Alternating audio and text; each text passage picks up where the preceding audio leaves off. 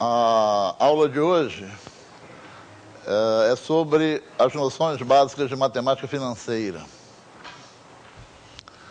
A operação básica da matemática financeira é a operação de empréstimo. Alguém que dispõe de um capital empresta esse capital a outra pessoa. Por exemplo, digamos, empresta R$100 a outra pessoa. Depois de um certo período de tempo, digamos 2 meses, ele recebe de volta o capital que emprestou, os R$100, e recebe também uma remuneração por ter se privado desse capital durante esses 2 meses. Essa remuneração que a gente chama de juro. Por exemplo, digamos que ele receba de juros R$40. Então ele emprestou 100, recebeu R$140. Esses R$140, ou seja, o capital mais os juros, constitui o que a gente chama de montante. O que a gente chama de taxa de juros é a razão entre o juro e o capital. Taxa de juros é sempre representada pela letra I. E sempre essa taxa de juros é referida ao período da operação. No caso, por exemplo, do nosso exemplo, os juros eram de R$40 sobre um empréstimo de 100. Então, 40 sobre 100, 40%. 40 centésimos, 40%. Sempre que nos referirmos a essa taxa de juros, nós indicamos também qual foi o período da operação. A taxa de juros é 40% ao bimestre, né? Porque o empréstimo foi por 2 meses, a operação durou 2 meses. Então, os juros nessa operação são de 40% ao bimestre. Um erro muito comum que as pessoas cometem é o erro de achar que 40% ao bimestre equivale a 20% ao mês, né? Porque um bimestre são 2 meses, 40% em 2 meses dá 20% ao mês. Isso é um tipo de erro padrão em matemática financeira, comum, grave e erro grave. Na realidade, isso não é verdade. Por exemplo, como é que evoluiria uma dívida de R$100 a juros de 10% ao mês? Se a dívida inicial é de R$100, um mês depois, os juros vão ser de 10% de 100, 10. Se os juros são de 10, então a dívida evoluirá para R$110. Passado mais um mês, os juros vão ser de 10% dos R$110, R$11. Se os juros são de R$11 e a dívida era de R$110, a dívida passa a ser de R$121. Passando mais um mês, os juros vão ser de 10% de R$121, R$12,1, e a dívida se eleva a R$133,1.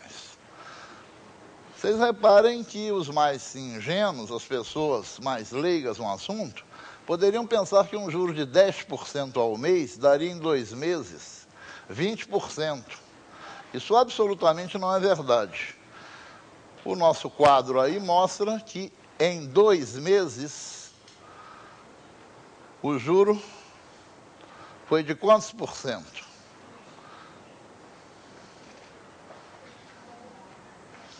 Em 2 meses, 21%. Né? O capital evoluiu de 100 para 121, os juros foram de 21. Que em relação ao capital inicial de 100, os juros são de 21%. Vejam, portanto, que ao contrário do que pensam os leigos, juros de 10% ao mês dão em 2 meses juros de 21%, e não juros de 20%, como pensam algumas pessoas. Certo? Esses juros que nós calculamos aí são chamados de juros compostos. Eles são caracterizados, conforme é natural, pelo fato que, no início de cada período de tempo, os juros desse período de tempo vão incidir sobre o valor da dívida no início do período, certo? Então, a dívida que era de 100 transformou-se em 110 depois de um mês. No próximo mês, a dívida será, o juro será de 10% sobre os 110 e não sobre os 100 iniciais. No regime de juros compostos, ditos compostos, o juro em cada época é calculado aplicando a taxa à dívida no início do período, desse período de tempo, certo? Então, vejam, como esses juros foram calculados. Como esse 10 foi obtido? Aplicando a taxa à dívida no início desse período, aplicando a taxa de 10% aos 100. Então, obtivemos um montante de 110.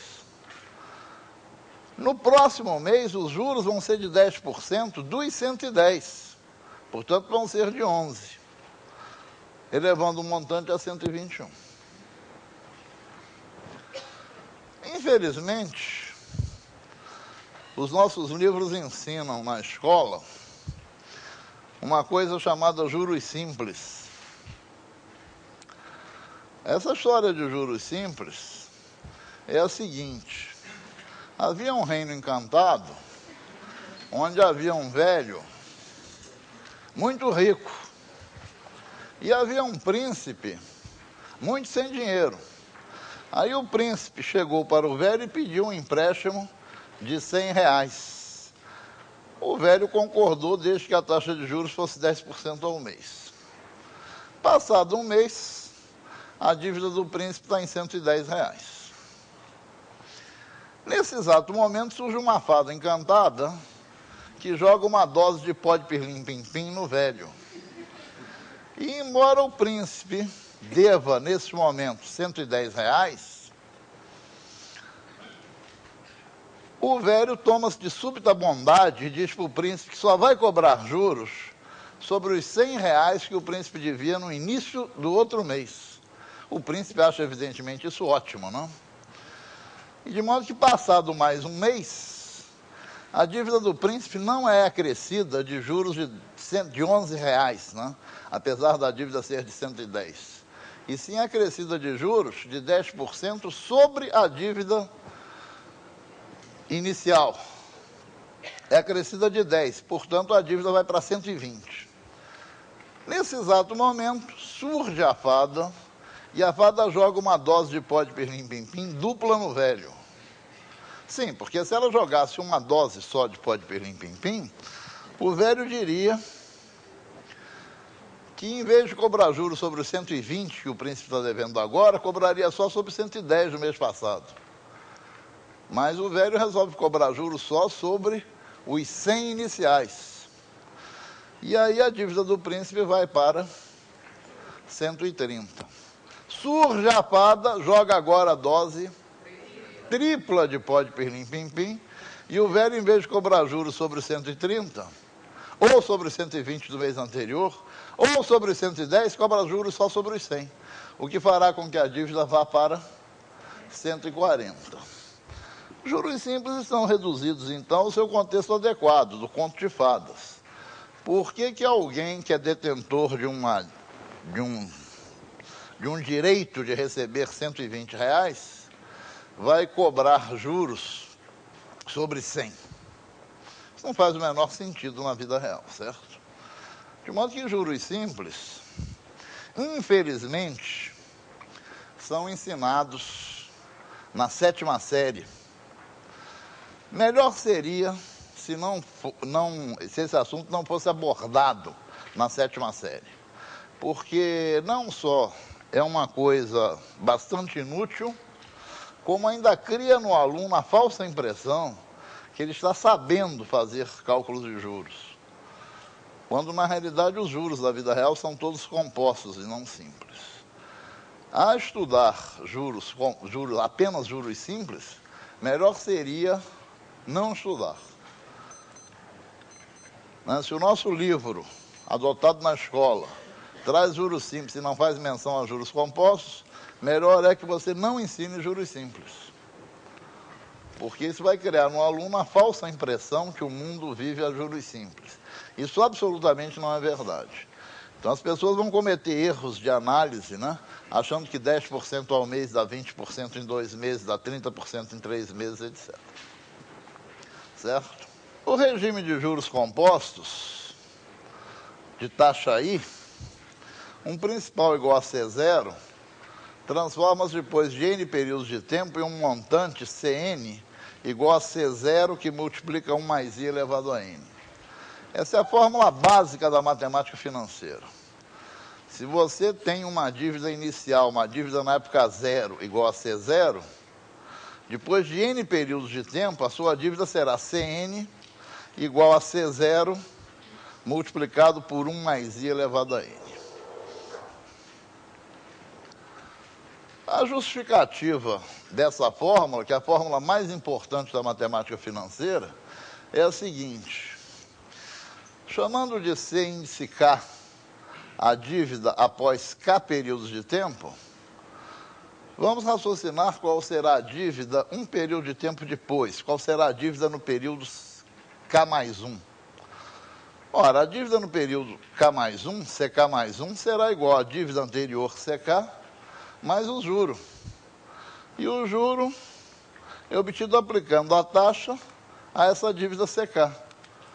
Ora, colocando o C índice K em evidência, nós obtemos 1 mais I que multiplica C índice K. Ora, o que essa fórmula está mostrando? Que cada valor da dívida, C índice K mais 1, é igual ao valor anterior, C índice K, multiplicado por 1 mais I. Ora, estamos reconhecendo, então, que os valores da dívida constituem um exemplo de uma progressão geométrica, com razão 1 mais I. Após cada período de tempo, a dívida sofre uma multiplicação por 1 mais I. Após N períodos de tempo, ou seja, da época 0 até a época N, após N períodos de tempo, a dívida sofrerá N multiplicações por 1 mais I. Então, ela termina multiplicada por 1 mais I elevado a N. Portanto, a dívida na época N é a inicial que multiplica 1 mais I elevado a N. Essa fórmula é uma fórmula essencial, é a fórmula essencial da matemática financeira. Ela mostra como é que o dinheiro se transforma ao longo do tempo. A uma taxa de juros igual a I, depois de N períodos de tempo, o valor do dinheiro será o inicial multiplicado por 1 mais I elevado a N. É muito comum e muito bom em matemática financeira se usar uma outra linguagem, que é a seguinte: o que hoje tem um valor atual A, quanto valerá depois de N períodos de tempo? Ou seja, qual será o valor futuro? A gente obtém o valor futuro a partir do atual, fazendo uma multiplicação do valor por 1 mais I elevado a N. O que hoje vale A, quanto valerá depois de N períodos de tempo? A vezes 1 mais I elevado a N.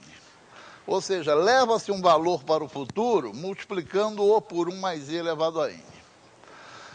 Ora, se nós levamos um valor para o futuro, multiplicando-o por 1 mais I elevado a N, como trazemos um valor futuro para o presente? Dividindo por 1 mais I elevado a N. Então, se eu souber, por exemplo, qual é a dívida que eu tenho daqui a 3 meses, e quiser saber quanto eu devo pagar hoje para liquidar essa dívida, é só trazer o valor da dívida, né, de 3 meses para frente para a época de hoje. É só trazê-la 3 meses para trás. Portanto, é só dividi-la por 1 mais I ao cubo. Leva-se um valor para o futuro, multiplicando por 1 mais I elevado a N. Traz-se um valor do futuro para o presente, dividindo-o por 1 mais I elevado a N. Eu sempre digo a meus alunos que matemática financeira é uma coisa extremamente simples. Porque, no fundo, só existe um problema de matemática financeira, que é deslocar quantias no tempo. Os problemas reais de matemática financeira, os problemas práticos de matemática financeira, são problemas de decisão. É melhor comprar à vista aproveitando um certo desconto ou comprar a prazo sem desconto. A dificuldade desses problemas é uma só. é o fato que os valores referidos no problema estão em datas diferentes. Se os valores estivessem referidos à mesma data, ninguém teria dificuldade em tomar a decisão. Na mesma data, o que é melhor, pagar 100 ou pagar 120? Pagar 100. O que é melhor receber? Receber 100 ou receber 120? Receber 120. Mas o que é melhor, pagar 100 agora ou pagar 120 daqui a 6 meses? Bom, aí depende, não? Na realidade, só existe um problema de matemática financeira, que é deslocar quantias ao longo do tempo. Porque quando as quantias estiverem na mesma data, referidas à mesma data, a tomada da decisão é muito simples. De modo que essa é a fórmula essencial da matemática financeira. Traduzindo-a numa linguagem prática, o que essa fórmula nos diz? Que leva-se um valor presente para o futuro, multiplicando o valor presente por 1 mais i elevado a n. E automaticamente, se a gente leva um valor para o futuro multiplicando por 1 mais i elevado a n, como se traz um valor do futuro para o presente? Dividindo por 1 mais i elevado a n. Essa é a essência da matemática financeira. Vejamos alguns exemplos simples. Pedro toma um empréstimo de R$ 1.500 a juros de 12% ao mês. Qual será a dívida de Pedro 3 meses depois? Ora, esse é um problema razoavelmente simples, não? O que nós temos que fazer é levar os R$ 1.500 3 meses para o futuro. Como é que eu levo um valor para o futuro? Multiplicando por 1 mais i elevado a n. Portanto, é só multiplicar por 1 mais i elevado a 3. No caso, o nosso i é 12%, 12 centésimos, 0,12. Então, multiplicando o 1.500 por 1 mais 0,12 ao cubo, conta que em qualquer calculadora se faz com razoável facilidade, obtemos R$ 2.107,39. É claro também que numa sala de aula, evidentemente, maluquice, querendo ensinar matemática financeira para os alunos, eles não dispõem de calculadora, certo? As contas são sempre complicadas, né? Envolvem sempre o cálculo de potências. É essencial, né, que os alunos disponham de uma calculadora para efetuar esses cálculos. Problema 2 é um problema um pouquinho mais sofisticado. Pedro tomou um empréstimo de R$ 300 a juros de 15% ao mês. Um mês após, Pedro pagou R$ 150. E 2 meses após esse pagamento, portanto, 3 meses após o empréstimo, Pedro liquidou seu débito. Qual é o valor desse último pagamento? Então, vejam, tomou um empréstimo de 300, um mês depois pagou 150, e 2 meses depois do pagamento de 150, liquidou a dívida. Eu quero saber o valor desse último pagamento que liquida a dívida. Os juros são de 15% ao mês.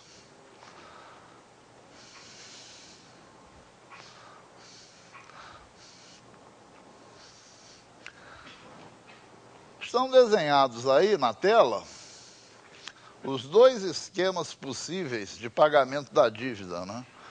R$ 300 se ele pagasse no ato que ele tomou o empréstimo, né? A dívida era R$ 300, ou pagar 150 um mês após e 2 meses depois um pagamento igual a P.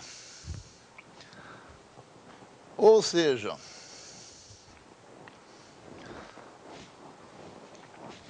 tanto faz, não? O valor desses 300 aqui na época 0 é o mesmo valor de 150 na época 1, mais um pagamento igual a P na época 3. O que nós vamos fazer para resolver o problema é o que fazemos para resolver qualquer problema de matemática financeira. nós vamos jogar os valores para a mesma data. Essa data é completamente arbitrária. Vamos colocar na época zero, por exemplo.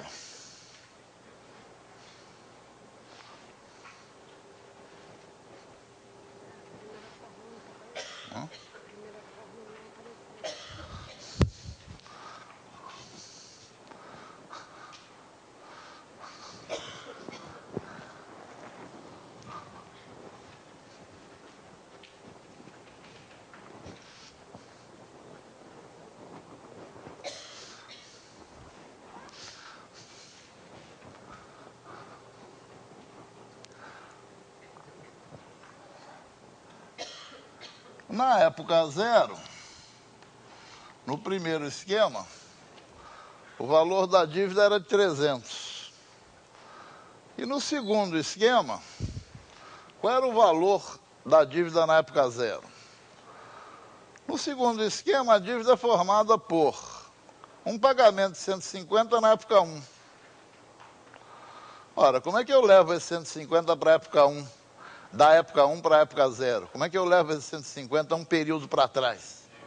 Divido por 1 mais i. Ou que é a mesma coisa, multiplico por 1 mais i elevado a menos 1.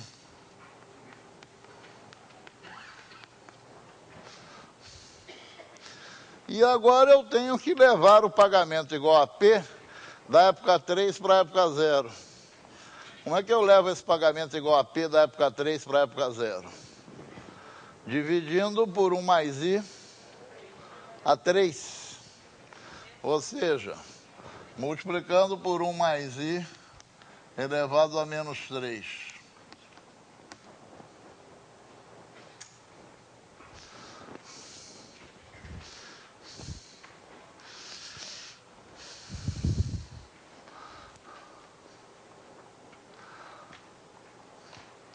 Resolvendo essa equação aqui, nós achamos o valor do P, né? Uma equaçãozinha de primeiro grau. E fazendo as contas com a calculadora, obtemos P igual a 257,89.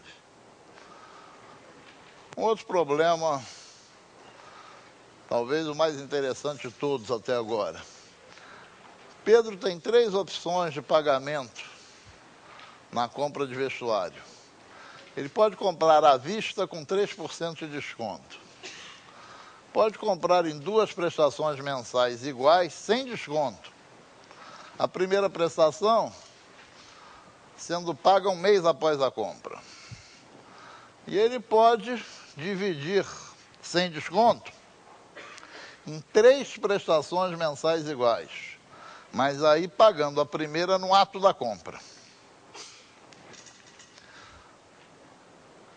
Se para Pedro o dinheiro vale 2,5% ao mês, qual é a melhor opção para ele? O que significa dizer que o dinheiro vale 2,5% ao mês para Pedro? Isso quer dizer que Pedro julga indiferente pagar R$100 agora ou pagar R$102,5 daqui a um mês. O dinheiro vale para Pedro 2,5% ao mês, ou seja, Pedro julga indiferente pagar uma quantia agora ou pagar essa quantia acrescida de 2,5% um mês depois.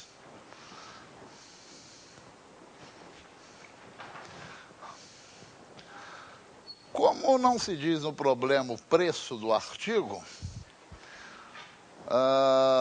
eu vou arbitrar o preço do artigo. Isso não tem a menor importância, né? Que valor é arbitrado. Porque o melhor processo para comprar um automóvel também é o melhor processo para comprar um liquidificador, né? Isso independe do preço do bem. Não vou arbitrar o preço do bem em 100, porque há um esquema aí de divisão em 3 pagamentos, né? Arbitrar o preço do bem em 100 só servirá para complicar as contas. Vou fixar o preço do bem em 300. Então, quais são os esquemas de pagamento? O primeiro é à vista com 3% de desconto.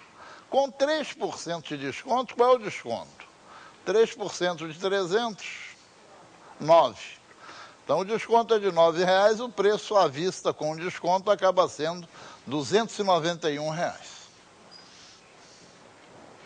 Claro que eu vou usar que estratégia para resolver esse problema? De comparar valores na mesma época, né? Na época zero. Segundo esquema de pagamento, é um mês após a compra, fazer o primeiro pagamento dos dois pagamentos iguais sem desconto.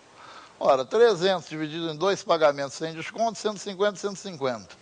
Então, eu pagaria 150 na época 1 e mais 150 na época 2. Vamos levar esses valores para a época 0. O primeiro 150 eu levo para a época 0, dividindo por 1 mais i, né? Levo um mês para trás. E o segundo 150 eu levo 2 meses para trás, então divido por 1 mais i ao quadrado. O i é 2,5% ao mês, 0,025. Então, 150 dividido por 1 mais i, mais 150 dividido por 1 mais i ao quadrado.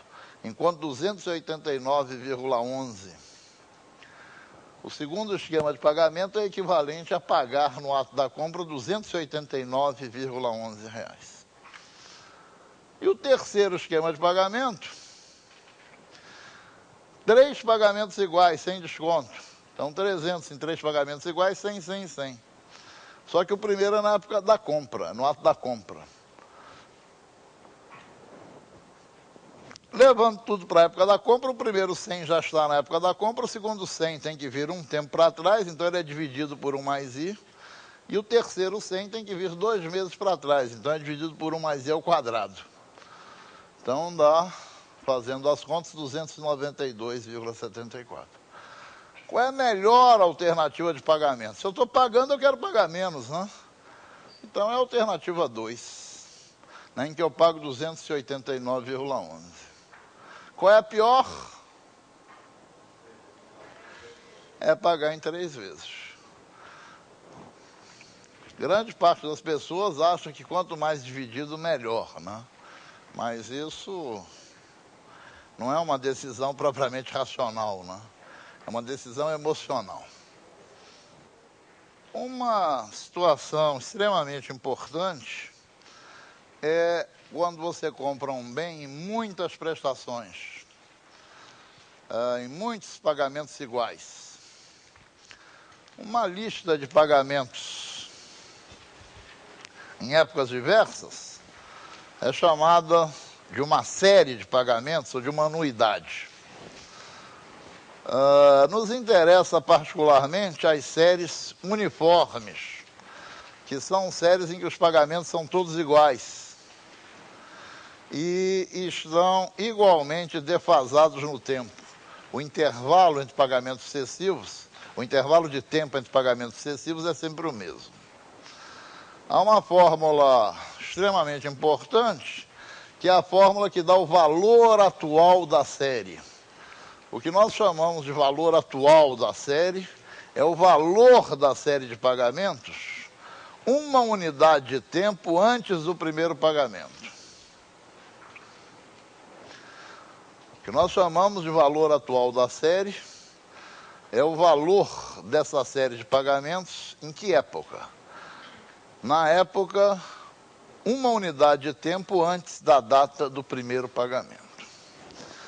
A fórmula que dá o valor da série, o valor atual da série A, é P que multiplica 1 menos 1 mais I elevado a menos N sobre I. Que é P?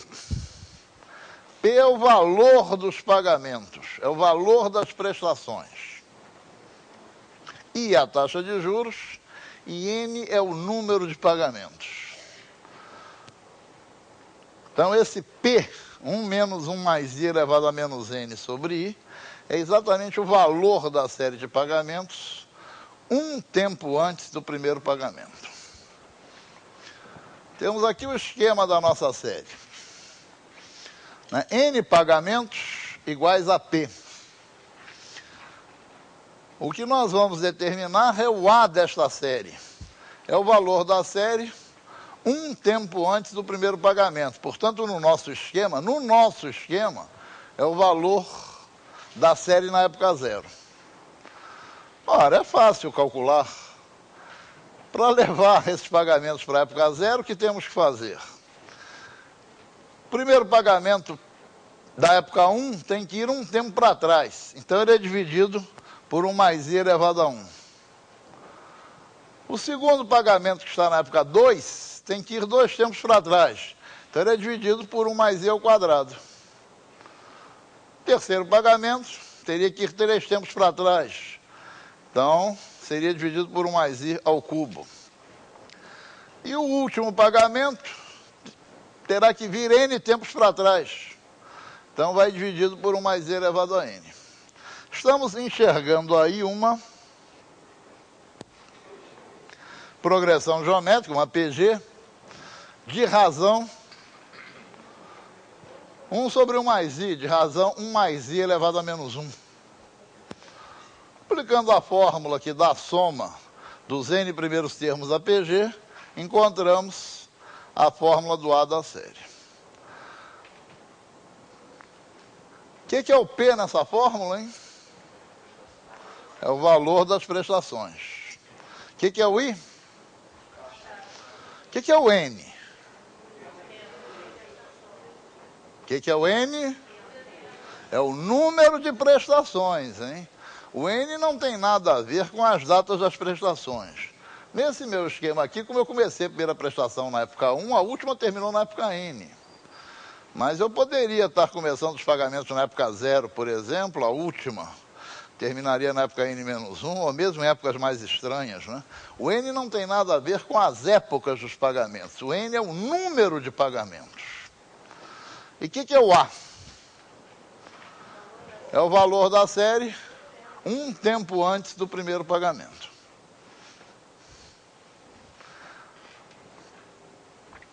Alguns exemplos.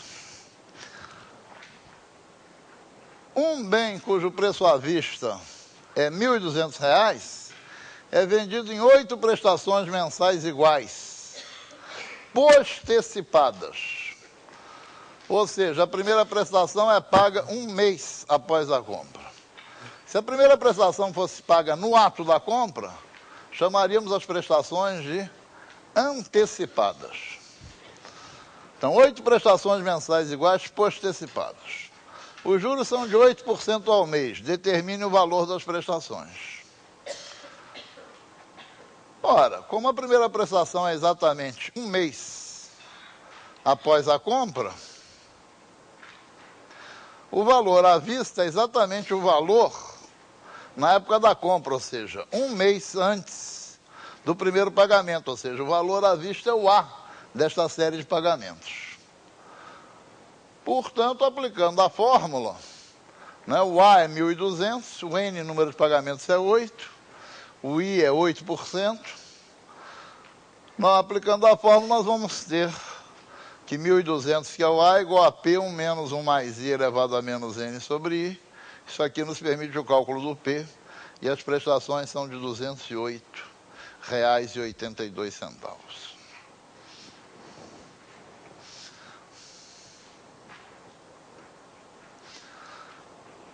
O próximo problema é um pouco mais interessante, porque não se trata de uma aplicação direta da fórmula. O preço à vista é de 1.200 e ele é vendido em 6 prestações mensais iguais, só que agora são antecipadas. Ou seja, a primeira prestação é paga no ato da compra. Os juros continuam sendo de 8% ao mês e eu quero o valor das prestações. Se eu pensar na série das prestações, lembre-se que a primeira prestação é paga no ato da compra. Se eu calcular o A desta série, o que eu vou encontrar? O A da série é o valor da série em que época? Um tempo antes do primeiro pagamento.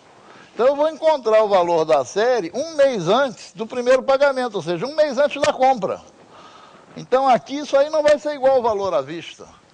O A da série vai ser o valor da série um mês antes da compra.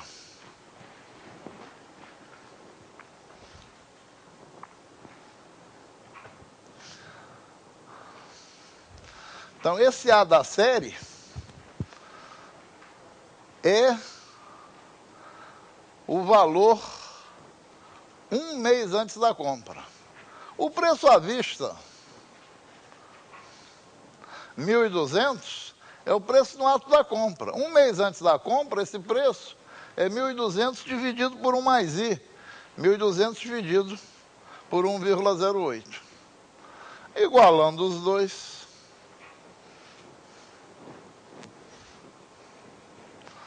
vamos encontrar o valor da prestação, R$ 240,35.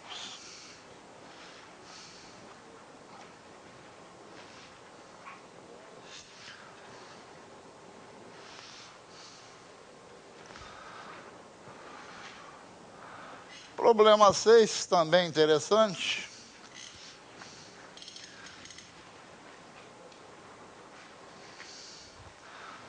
É o problema da poupança, né, com fins previdenciários.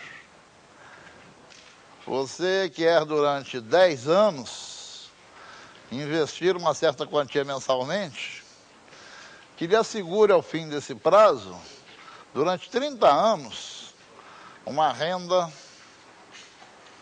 de R$ 500 por mês. Supondo que os investimentos rendam juros de 1% ao mês, quanto deve ser investido durante esses 10 anos para que, ao final desse prazo, durante 30 anos, você possa obter uma renda mensal de R$ 500?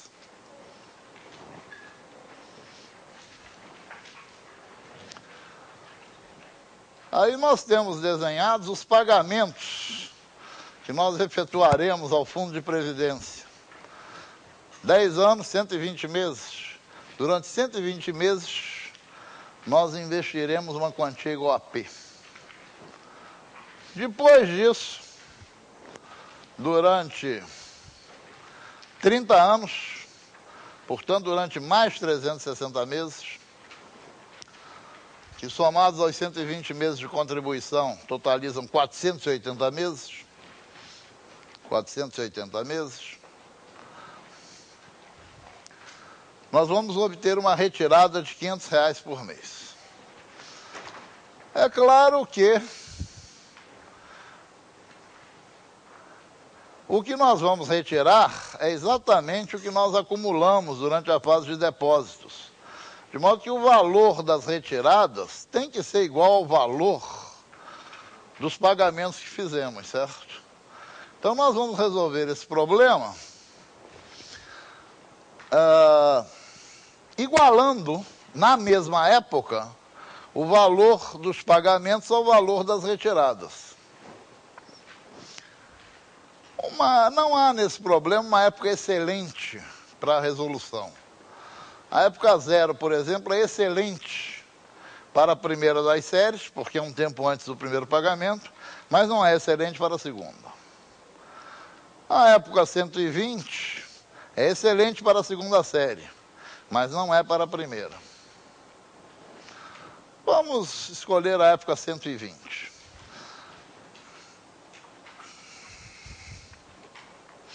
Reparem que, para calcular o valor da primeira série na época 120, o que nós vamos ter que fazer? Nós vamos calcular o A da série.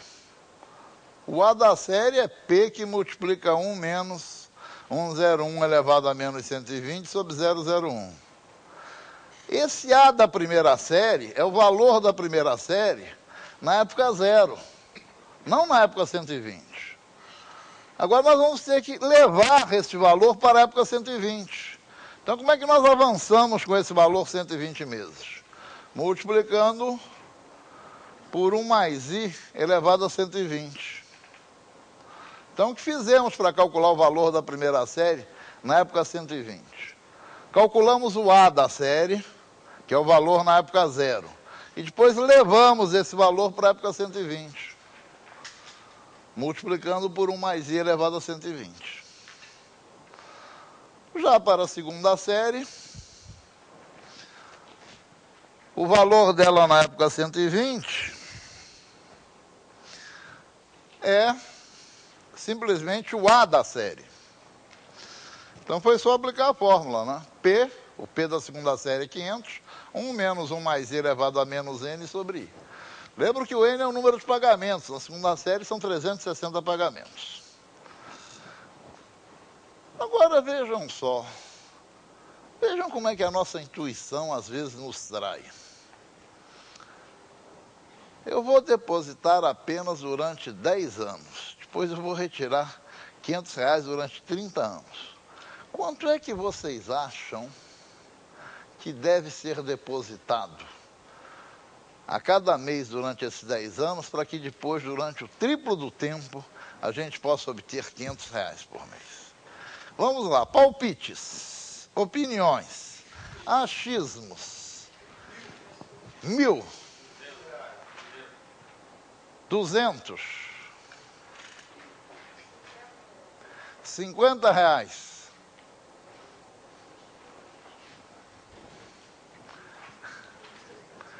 R$211, R$211,31.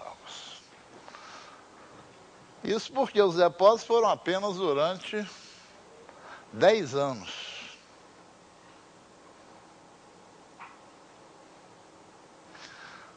Se os depósitos fossem, por exemplo, durante 35 anos, isso aí cairia para cerca de R$50 ou R$60. Próximo problema é parecido. É a mesma coisa, só que agora você, em vez de fazer os pagamentos à Previdência durante 10 anos, você fará os pagamentos durante 35 anos. E em vez de você receber os benefícios, durante apenas 30 anos, você receberá o benefício durante um prazo infinito, para todo sempre. Quando você morrer, passará para o seu filho para o seu neto, neto para o bisneto, trineto, para todo sempre. E a renda agora é de R$1.000. O que muda no problema? Bom, os R$500 agora viraram R$1.000. O prazo do pagamento, antes 10 anos, portanto 120 meses, agora são 35 anos, portanto 420 meses.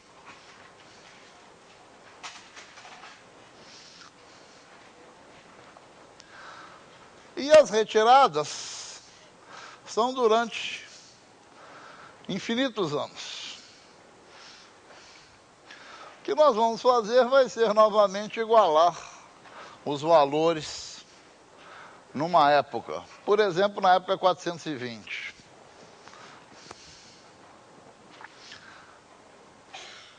O que eu vou fazer com a primeira série é o seguinte: eu vou calcular o A da série, que seria o valor da série na época zero. E depois eu vou levar esse valor da época zero para a época 420. Como? Como eu vou levar o valor da época zero para a época 420? Multiplicando por 1 mais i elevado a 420. E o que eu vou fazer com a segunda série? O valor na época 420 é o A dessa série. A única diferença que há desta série para do problema anterior é que agora o número de termos é infinito. O n é infinito. Então, o que vai acontecer com aquele 1 mais i elevado a menos n que vai aparecer na fórmula? 1 mais i elevado a menos n, quando nós fizermos o n tender para infinito, vai dar 0.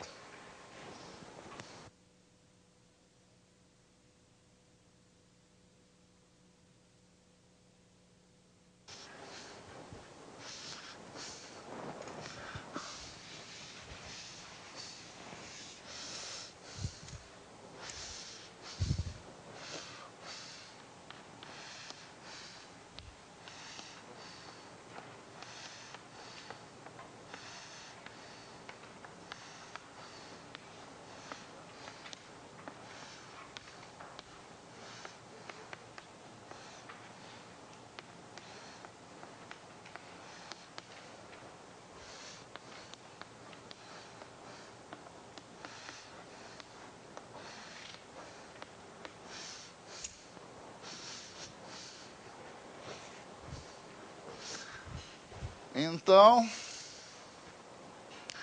calculamos o A da primeira série.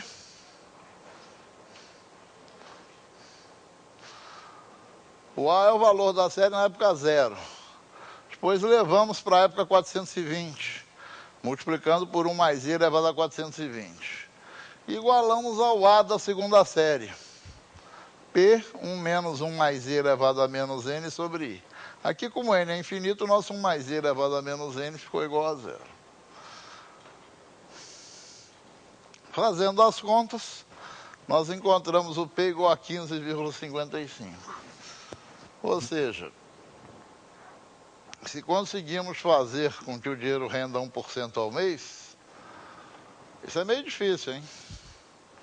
O dinheiro rende, descontado a inflação em geral, 0,5% ao mês. Mas se conseguíssemos uma renda real de 1% ao mês,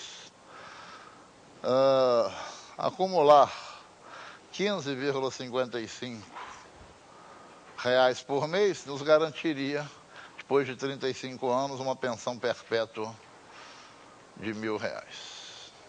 Não, eu digo o seguinte, já que 15,55 hoje a taxa de juros de 1% ao mês não faria esse capital para dar essa pensão, eu estou perguntando se o dobro, em vez de 15,55, 31. Não, não é o dobro. Essas coisas não são proporcionais. Se nós trocarmos a taxa de juros, isso aí vai mudar. Se eu não me engano, supondo 0,5% ao mês, eu acho que 16 e alguma coisa seriam bastantes.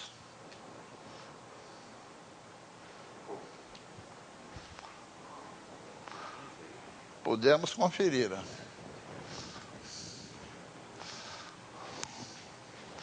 Podemos conferir. E com 1%,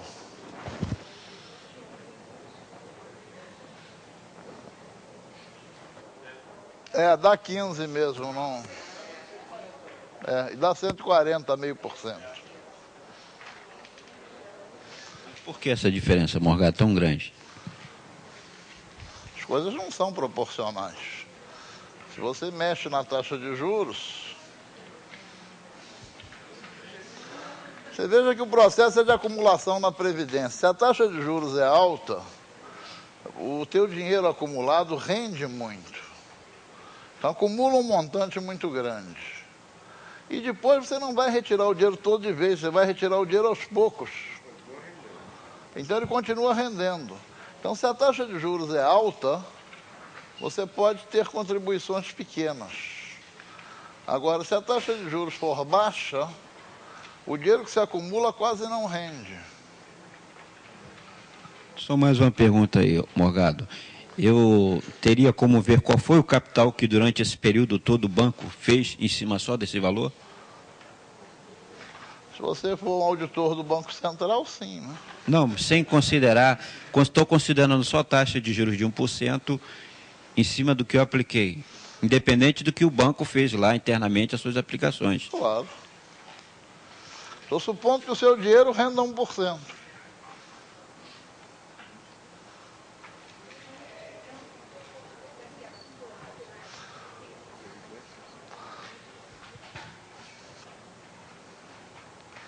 O que você acumulou é o suficiente para lhe pagar os R$1.000 durante toda a vida.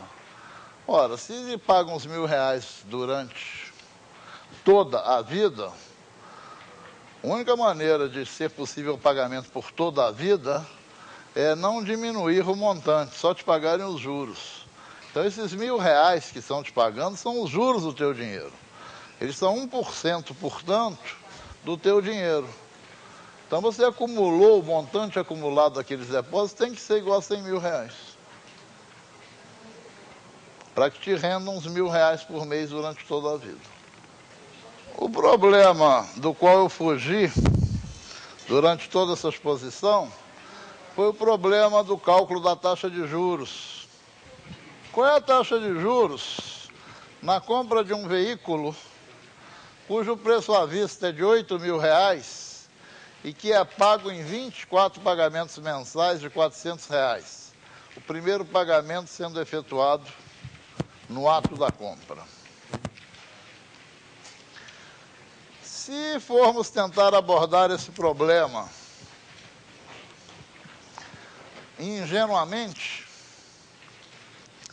o que nós temos o problema? Temos a prestação, temos o número de pagamentos, temos o preço à vista A.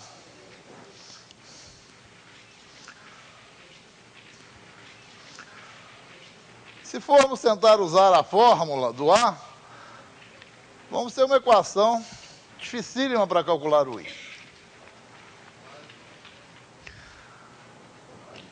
Hoje em dia, que os computadores são ferramenta de trabalho de todos, a melhor maneira de se resolver esse problema é utilizando um aplicativo chamado Excel.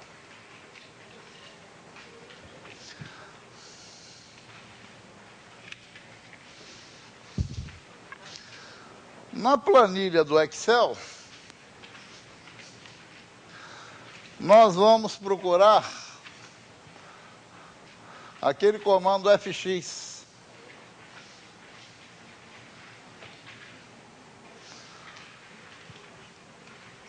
Aquele comando FX abre essa caixa de diálogo para zilhões de aplicações matemáticas, uma das quais é a financeira. Esse nosso Excel aí está em inglês, mas no Excel em português aparece escrito financeira. Então nós marcamos financeira com o mouse, clicando o mouse, e ao clicar o mouse em financeira, aparecem aqui as aplicações financeiras. A que particularmente nos interessa é taxa. No caso, como está em inglês, rate.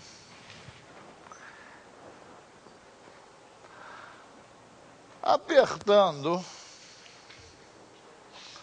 em cima do rate, aparece essa outra caixa de diálogo. A primeira das opções é NPER, número de períodos.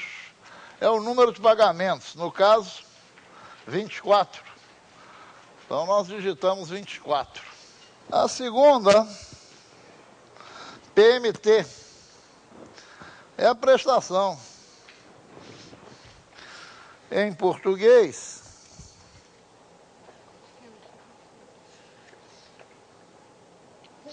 aparece PGTO, pagamento.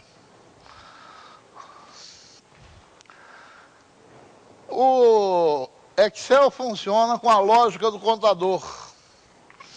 Qual é a lógica do contador? Quando eu recebo o carro, eu estou recebendo um bem, então meu patrimônio está crescendo.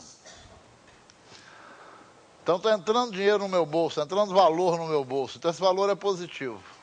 Quando eu estou pagando, está saindo dinheiro do meu bolso, então é negativo. Então vejam que eu coloco aqui para pagamentos menos 400, porque eu estou pagando 400.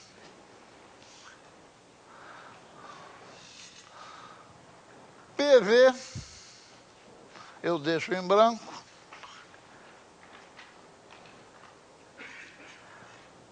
FV eu deixo em branco. Não, PV eu deixo em branco não, perdão. PV é o valor presente, né, que nós chamamos de valor atual. É o valor à vista. 8.000 é o valor do carro. Agora nós temos uma última tecla chamada tipo, uma última casa chamada tipo. Tipo é um valor que pode ser 0 ou 1. Ele é 0 se os pagamentos são postecipados e é 1 se os pagamentos são antecipados. No caso, os pagamentos são antecipados. O primeiro pagamento é no ato da compra. Então, nós digitamos 1. Digitamos 1 quando o primeiro pagamento é no ato da compra. 0 quando o primeiro pagamento é um mês após a compra. E ao fazermos isso, o Excel já calculou a taxa de juros que se encontra aqui. Mas ele escreveu também a taxa de juros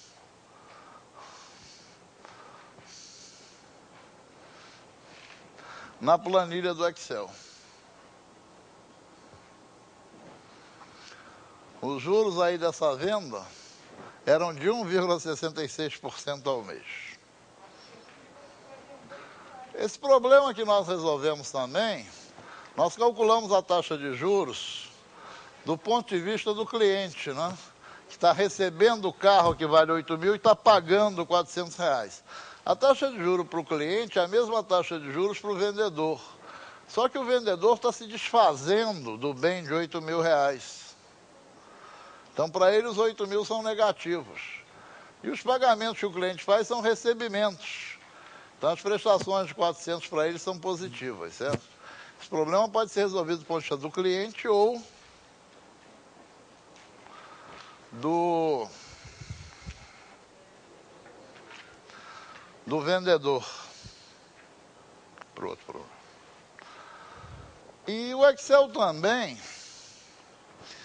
ele pode calcular taxas de juros em situações mais complexas. Séries não uniformes, por exemplo. Isso é uma situação típica de financiamento de uma pequena empresa. Ela recebeu no ano 0 um empréstimo de 80, no ano 1 ela recebeu um empréstimo de 50, depois um outro empréstimo de 50, depois no terceiro ano nada, e ela começou os pagamentos, pagando nos anos sucessivos 40, 40, 50 e 70. Uma situação típica de financiamento de capital de giro para uma empresa. Né? Ou financiamento para investimento, para a expansão de uma empresa. Né? A empresa durante 3 anos recebe, depois para 1 ano e depois paga, né, durante 4 anos. As entradas de capital na empresa estão assinaladas aí em valores positivos e as saídas de capital em valores negativos.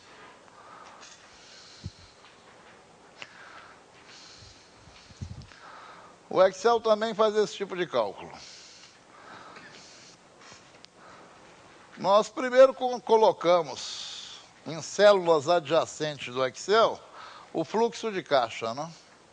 Entrada de 80, entrada de 50, entrada de 50, nada, saída de 40, 40, de 60 e de 70. Aí nós vamos novamente no FX. Vamos novamente no FX, clicamos no FX e localizamos financeira. Agora nós vamos procurar o que em inglês é IRR, em português é TIR. Em português seria TIR, taxa interna de retorno. E vamos clicar na taxa interna de retorno. Abre-se uma outra caixa de diálogo. Agora nós clicamos o mouse no Excel no nosso fluxo de caixa. Isso automaticamente preenche os valores que nós queremos. O Excel já calculou a taxa de juros. Tá ok. A taxa de juros está calculada aí 3,18% ao ano. São os juros dessa empresa.